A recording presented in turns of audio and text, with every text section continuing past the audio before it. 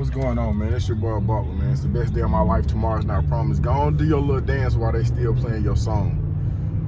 So this video is just, I'm gonna go somewhere with this. And if you're able to think critically and think independently, this post will resonate with you. In my opinion, if you're stronger in a group setting when it comes to thinking, or you just, I don't know, I ain't gonna say, I don't want to degrade nobody because everybody has the way that they think, but, so, years ago, I was involved with debate heavily with Dr. Panetta,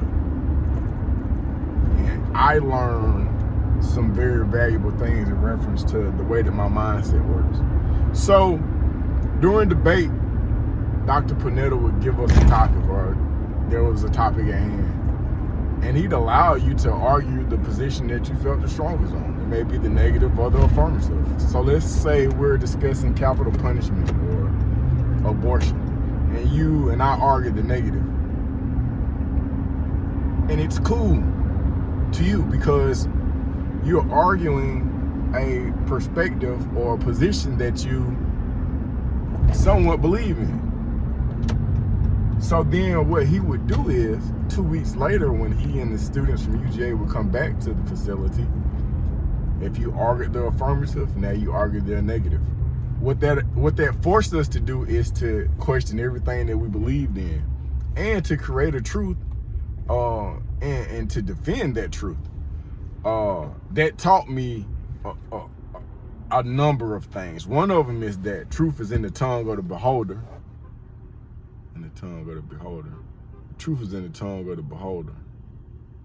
Okay, whatever, or the talker. But my point is that I had to, in order to defend a topic, I had to believe in it, even if it was just for that instance. So, as I'm going through information and I see all the stuff on Instagram, and then, like, in my mind, I say to myself, and I think about, is the black man an endangered species? And so if you had to argue that the black man and the black family are endangered species, what topics, what positions, what points would you make? One of the points that I would make would be this, is that the United States has the highest prison population in the world. The United States is not the highest populated country in the world. We just have the highest prison population in the world. One, because prisons are big business. Also, the population that it's inside of the prison is majority African American. No, not because African Americans are the largest population in the United States, because according to the news, every 5 to 6 weeks, we're offset. We're just bad people. We're just really, really bad people. So here we have the highest prison population in the world, and African Americans populate these prisons. Brief history: when slavery ended, prisons were produced. So you went from slavery to prison. That's just a point. Keep it in your mind. Now, homosexuality is on the rise. Now, I know homosexuals. I've known homosexuals. Some of which were homosexuals before it became popular or something to be. Some people, in my opinion, in my assumption, are born homosexuals. I think that's definitely possible. I also believe it to be possible for one to be persuaded to be a homosexual, meaning that propaganda, advertisement, mass media could strategically push one who would possibly be a heterosexual into homosexuality by way of coolness, by way of anything else. Cigarette companies aren't allowed to advertise during, well, they never advertise on TV now, but at one point in time, they advertised doing children's cartoons, which prompted children to want to smoke cigarettes. Powers that be deemed it unlawful to do so. However, homosexuality, whether it be to greet and to embrace homosexuality or to enforce and influence homosexuality, is exposed, expounded on in our cartoons. So again, I'm not saying you can't be born gay. What I am suggesting is that homosexuality to a particular population is something that was cool. It's something that that population was exposed to. Now, if we're one race, if humanity is just one-on-one, and it's cool, we can ignore the facts at hand. If there's a such thing as a black race or an African American race of people of color, and the goal is to populate this particular species of people or population of people, then what we have to take into consideration is this: we don't have the numbers to be as homosexual as other races. Only for the sake of survival. If we're taking survival into consideration, we don't have the numbers to be as homosexual as other races. Most homosexuals do not reproduce. Some do. Most don't. That is my point. In these United States, it is free. It is your choice to date outside of your race. I have family members that are mixed. I have family members that are white, probably Hispanic, African, whatever. However, for the sake of argument, for not endangering the African American species, a relationship that is outside of your race reduces the probability, reduces the population of African American people. So if I were arguing that the black man, thus the black family, is becoming an endangered species, those would be the points that I would use. And these are points that are, I'm gonna try to say this, Googleable. These numbers are not lying.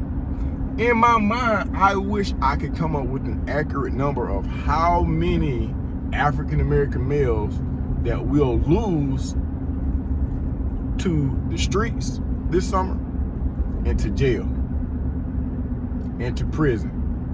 But I also want to allow the number of African American births.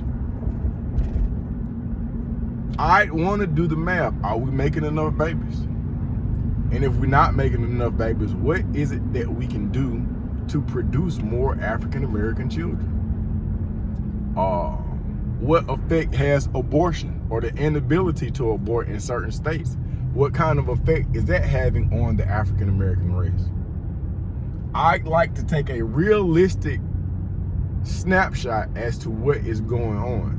If our goal is to not be endangered species, but if we're all just one human race, then it doesn't matter what color we are. It doesn't matter what shade you are. It doesn't matter how you mesh.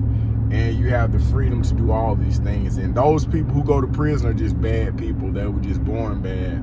And there's nothing you can do but hold them and release them and hope that they become good.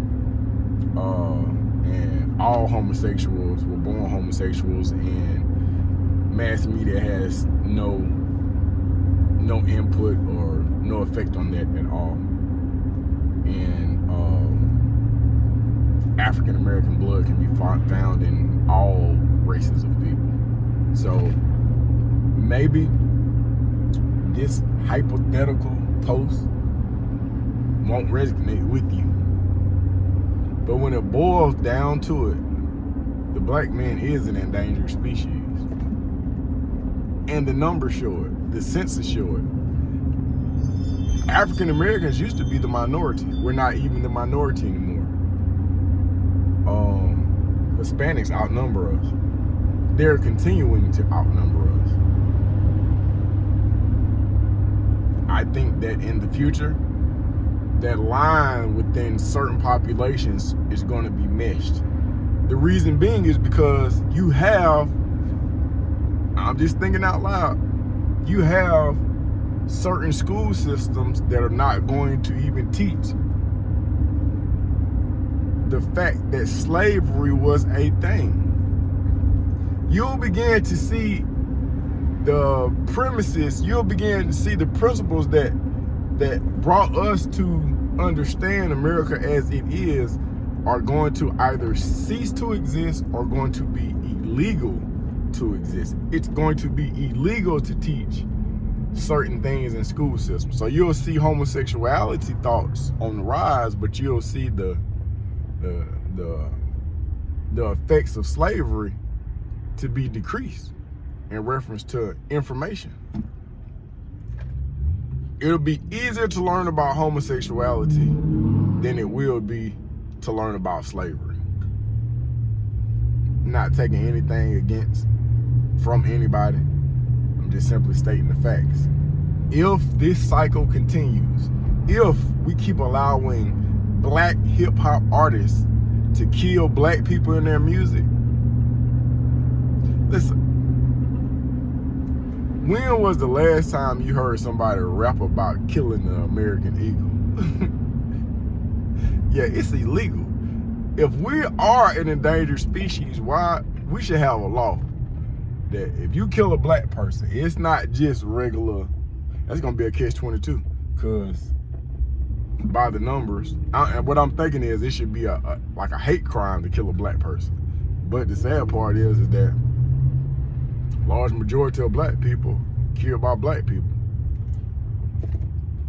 Of course, I can manipulate the wavelength and show you strategically how the puppet masters have simply set out the cheese for the rest to come eat it. But that's a whole nother conversation, man. Chime in. Let me tell me what you think, man. Am I on some more shit or am I on point?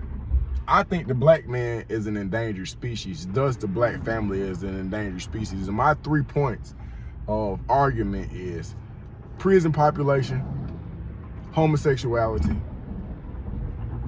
and mixed relationships. Best day of my life.